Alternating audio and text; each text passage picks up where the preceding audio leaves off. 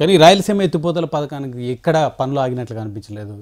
యుద్ధ ప్రాతిపదికన వర్కులు కూడా నడుస్తున్నాయి. నో ఆ ఫోటోలు వీడియోలు మనం తెప్పించి కేంద్ర ప్రభుత్వానికి కంప్లైంట్ ఇచ్చి పనులు ఆపించే ప్రయత్నం కూడా చేశాం మేము.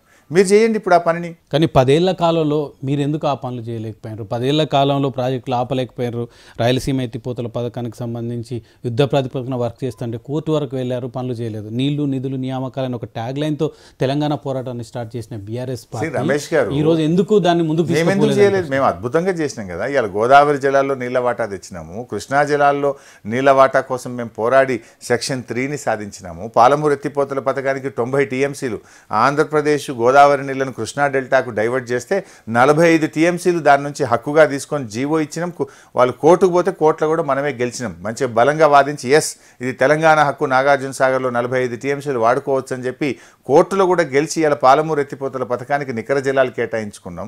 మైనర్ ఇరిగేషన్ సేవింగ్ కింద 45 టీఎంసీలు సేవించి 90 టీఎంసీల నికర జలాలను ఇలా పాలమూరుకు కేటాయించుకొని మనం విజయం సాధించినాం.